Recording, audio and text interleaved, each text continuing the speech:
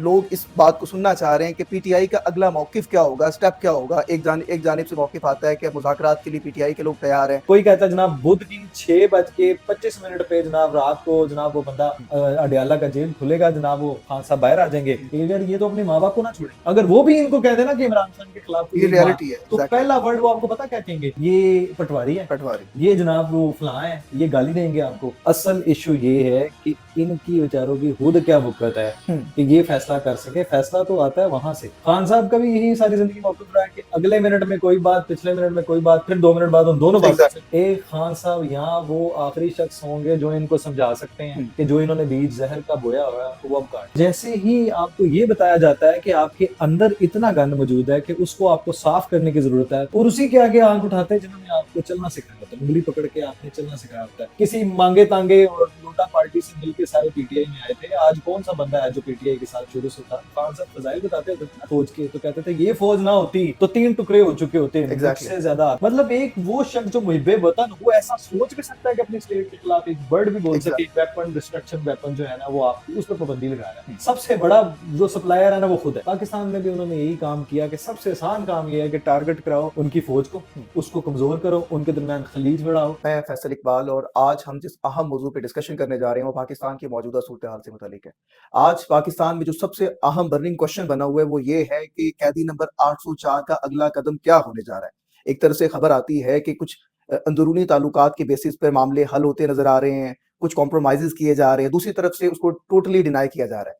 आज हमारे शो का सबसे अहम मौजू भी यही रहेगा, इस पे हम डिस्कस करेंगे। हमारे साथ वक़ार रियाज साहब मौजूद हैं, सीनियर जर्नलिस्ट हैं। इनसे जानते हैं कि आज जो अंदरूनी कहानी इस वक़्त पीटीआई के अंदर चल रही है। एक बयान आता है कि हम मुज़ाकरात करने के लिए तैयार हैं, दूसरी जानिब से बयान आता है कि नहीं, हम इसकी तरदीद करते हैं, हम इस पे हरगिज़ तैयार नहीं है, हुकूमत खुद हमारे पास आएगी। इन एक्चुअल कहानी क्या है, मौज़ू क्या है, इन तमाम चीज़ों को आज के इस प्रोग्राम में हम डिस्कस करेंगे। हमारे साथ वक़ार रियाज साहब मौजूद हैं। वक़ार साहब, बहुत शुक्रिया आपके वक़्त का। वक़ार साहब, आज जो सिचुएशन चल रही है, पीटीआई का मौज़ू एक सबसे अहम बना हुआ है, एक बर्निंग क्वेश्चन बना हुआ है। हर लोग इस बात को सुनना चाह रहे हैं कि पीटीआई का अगला मौकिफ क्या होगा, स्टेप क्या होगा। एक जानिब से मौकिफ आता है कि मुज़ाकरात के लिए पीटीआई के लोग तैयार हैं। आर्मी की तरफ से बहुत सारी चीज़ें ऐसी आ रही हैं कि भई पीटीआई के लोगों का जो अगला स्टेप होगा वो बड़ा इफेक्टिव होगा। लेकिन दूसरी जानिब टोटली डिनाई कर दिया जाता है। अब अंदर की कहानी क्या है, एक्चुअल क्या है, ये तज़ाद क्यों आ रहा है? अच्छा, सबसे पहले मैं आपको एक बात बड़ी क्लियर बता दूं, मैंने आपका इंट्रो भी सुन लिया था। सबसे बड़ी इंपॉर्टेंट बात वो ये है कि इनका जो आप कह रहे हैं ना, एक बंदे का बयान आता है शिबली फराज का कि जनाब वो पहल करें, सरकार पहल करे और वो आए, हम किसी से भीख नहीं मांगेंगे। दूसरा बंदा कहता है हमने तो मुज़ाकराती टीम बना ली है खान साहब के कहने पे और उनको मुकम्मल इख्तियार है, हम कायल कर रहे हैं अपनी पार्टी को कि आप मुज़ाकरात पे जाएं। तीसरा कहता है जनाब कोई मुज़ाकरात नहीं होने, इनके साथ तो मुज़ाकरात हो ही नहीं सकते, हम मुज़ाकरात क्यों करें। चौथा आता है, कहता है यार इनकी क्या औकात है, इनकी क्या वक़्त है कि हम एग्जैक्टली। इनसे मुज़ाकरात करें, जो असल मंबा फैज़ हैं हम उनसे मुज़ाकरात करना चाहते हैं। असल इश्यू ये है कि इनकी बेचारों की खुद क्या वक़्त है कि ये फैसला कर सके। फैसला तो आता है वहां से। वहां बहन जाती हैं तो कोई और कमेंट होता है एग्जैक्टली। उनको दूसरा। हर इसका मतलब यह है कि हर एंगल से स्टोरी जो है वो डिफरेंट प्रेजेंट की जाती है। ये लोग इस काबिल नहीं है कि ये फैसला कर सकें, ये बता सकें कि जनाब मुज़ाकरात होने हैं नहीं होने। आप इनके आपस के बयान का जो तजाद कह रहे हैं ना, वो इसी वजह से है कि हर एक अपनी पार्टी को खुद पार्टी समझता है, अपने आप में एक पार्टी है। उनका अपना एक वो जो कहते हैं ना धंधा चलाने के लिए एक बयानबाजी करना, वो सिर्फ टाइम बाइंग होता है कि टाइम बाय करते करते अपने मामला को आगे बढ़ाते रहना। लेकिन असल मकसद इन सब का भी खान साहब को अंदर रखना है। और खान साहब का भी अगर आप अंदाजा लगाएं, आप बातचीत का सेम मौका, वो जैसे कहते हैं ना वो खरबूजे को देख के खरबूजा रंग पकड़ता है। खान साहब का भी यही सारी जिंदगी मौकूफ रहा है कि अगले मिनट में कोई बात, पिछले मिनट में कोई बात, फिर 2 मिनट बाद उन दोनों बातों से जो है वो तजाद आ जाता है और उसकी जो है नफी कर देते हैं और अपनी बात से यूटर्न ले लेते हैं। वकार साहब, आपको क्या लग रहा है हल किस तरफ जा रहा है? मैं एक जानिब देखता हूँ कि सिस्टम वर्स्ट से वर्स्ट होता चला जा रहा है। मेरे शहर जल रहे हैं, मेरे लोग मर रहे हैं। इमरान खान के पीछे लोग निकल आते हैं, बहुत सारे लोग अपनी जानें कुर्बान कर चुके हैं, बहुत सारे लोग अपने घरों से निकल आ चुके हैं, लेकिन इन एक्चुअल रीजन नजर नहीं आ रही ना। खान साहब अगर कोई आके सही तरीके से अपना पैगाम पहुंचाते हैं, खान पैगाम साहब नहीं रसानी नहीं पहुंचा की जा सकते, रही है, नहीं पहुंचा सकते, खान साहब नहीं पहुंचा सकते। तो क्या खान ये साहब सिलसिला अपनी चलता बात, रहेगा? ये तब तक चलता रहेगा। मैं आपको 2 ऑप्शन दे दूं।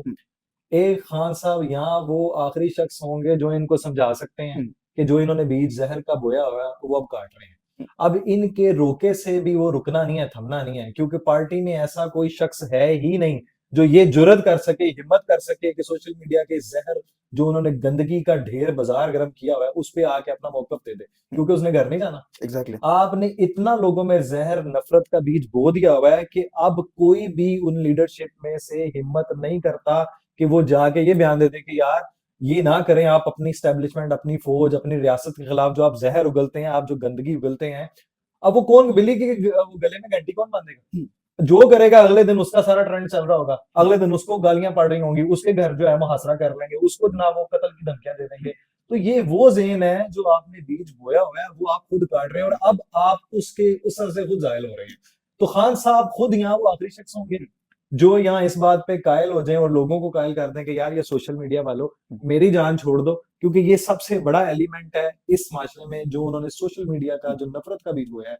अगर वो खुद खत्म कर दें तो होगा, यहाँ वो उनका आखिरी दिन होगा सियासत में, कि जब वो यहाँ तो वो कायल कर देंगे, यहाँ फिर वो आज इतना दूर जा चुके हैं कि वो इनके कहने में भी नहीं आएंगे और इनके कहने से भी लोगों को नफरत एग्जैक्टली। उगलना वकार साहब, पड़ेगा। ये जो स्टांस चेंज हुआ है जिसे उर्फे आम में यू टर्न भी कहा जाता है, इमरान खान साहब के दौरे हुकूमत में अगर मैं देखूं तो इमरान खान साहब बड़े ओपनली कहा करते थे कि आर्मी हमारे साथ है, ये हमारे लोग हैं, ये हमारे लिए जाने कुर्बान कर रहे हैं, फजाइल क्यों आते थे हमें? बहुत बहुत तारीफें किया करते थे, लेकिन आज ये टोटली एंगल चेंज हो गया है। देखिए, आप जब रीजन भी क्या है? आप किसी भी आपने एक चीज नोट की है कि जो शख्स भी हुकूमत में रहा है, उनकी गोद में रहा है, उनके सवार होके आया है, वो जब तक वहां पे रहता है, वो 74 साल तक वो आर्मी हमारे लिए जो है ना, वो दुनिया की सबसे अहम आर्मी थी, सबसे अच्छी आर्मी थी, सबसे पकीजा आर्मी थी।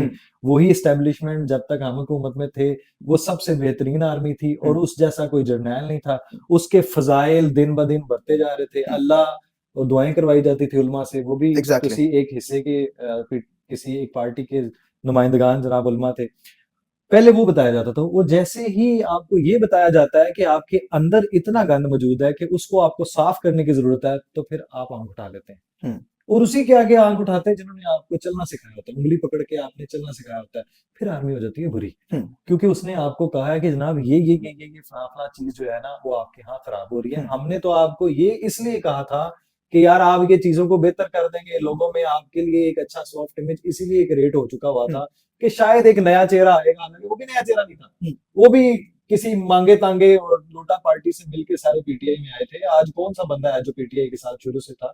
कोई एक, शायद एक दो निकलेंगे, तीन निकल आएंगे, चार निकल आएंगे, बाकी तो सैकड़ों लोग जो हैं, वो हजारों लोग जो हैं, वो पार्टी भी कन्वर्ट हुई, कारकुन भी कन्वर्ट हुए, वो सारे इसी में। तो ये फजाइल जो बदले हैं ना, ये नफरत अपनी जाती है और ये जातियात ही हमें इस दाने पे लेके आ रही हैं कि आपने, मैं आपको एक उसकी सबसे बड़ी मिसाल देता हूँ। आखिरी दौर था आई थिंक सो ये सल्तनत उस्मानिया का, सुल्तान हमीदुद्दीन का। सेम जब भी मैं देखता हूँ ना, वो सीरीज याद आ जाती है कि अपने लोगों को, नौजवानों को अपनी फौज के खिलाफ इस तरह खड़ा कर दिया गया था कि ये वो लोग हैं जो तुम्हारी आजादी के अंदर है, ये वो लोग हैं जो तुम्हारे बच्चों को नहीं आगे बढ़ने देना चाहते, ये वो लोग हैं जिन्होंने तुम्हारी गुलामी का तोक आपके गर्दन में डाला हुआ है, ये हैं जिन्होंने तुम्हें आगे बढ़ने से रोका हुआ है, ये वो लोग हैं जिन्होंने ना तुम्हारी हर चीज पे जो है ना कब्जा किया हुआ है।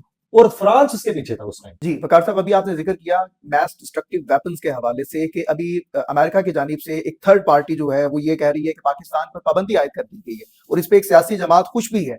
आप जरा इसको प्रॉपरली हाईलाइट करके बताएं कि कौन सी सियासी जमात इस पर खुश है? देखिए, ये हमेशा से हमारी हिस्ट्री में तो अभी तक जो हम देख रहे हैं, जो 7 साल में, पिछले 7 साल में जो गंद पड़ा है ना, ये नफरत वाला। आपको याद होगा कि आईएमएफ को खत लिखा जाता था कि इन्हें कर्ज ना दें, ये 16 माह की हुकूमत है, ये जो इसको भी कर्ज ना दें, और अब जो हुकूमत है इसके लिए भी यही कहा जाता था कि ये डिफॉल्ट कर जाएगा, श्रीलंका बन जाएगा, जनाब इसके टुकड़े हो जाएंगे। यही बात जब खान साहब फजाइल बताते होते थे ना फौज के, तो कहते थे ये फौज ना होती तो 3 टुकड़े हो चुके होते। मुझसे ज्यादा हाथ में तस्वीर पकड़ के कि मुझसे ज्यादा इस फौज की हमें जरूरत है, अगर ये ना हो तो पाकिस्तान बर्बाद हो जाता, पाकिस्तान तबाह हो जाता। आपने उन मुल्कों का हाल नहीं देखा, लीबिया का, इराक का, शाम का, फलस्तीन का, कि फौज नहीं है तो उनके क्या हालात हुए हैं। अब आपको याद होगा कि एक तो आईएमएफ वाला कर्ज पे इन्होंने लेटर लिखा, तब भी ये खुश थे कि जनाब ना मिले। एक्सपोर्ट अगर कम हो, ज़र मुबादला कम हो, तब भी ये खुश होते हैं। स्टॉक एक्सचेंज गिर जाए तब भी ये खुश होते हैं। मतलब एक वो शख्स जो मुहिब्बे वतन हो, वो ऐसा सोच भी सकता है कि अपने स्टेट के खिलाफ एक वर्ड भी बोल सके। अमेरिका ने अभी एक वर्ड यूज किया कि जी मैस वेपन डिस्ट्रक्शन वेपन जो है ना, वो आपकी उस पर पाबंदी लगा रहा है। सबसे बड़ा जो सप्लायर है ना, वो खुद है, हम पे लगा रहा है इस वजह से कि वो दुख इसलिए रहा है कि साथ भारत तो तबाह नहीं होना है, वो इसराइल भी साथ हमने रगड़ देना है, उसको ये भी उसको दुख है। इसलिए वो जो कहते हैं ना, दुखती रग पे हमने रखा हुआ है हाथ।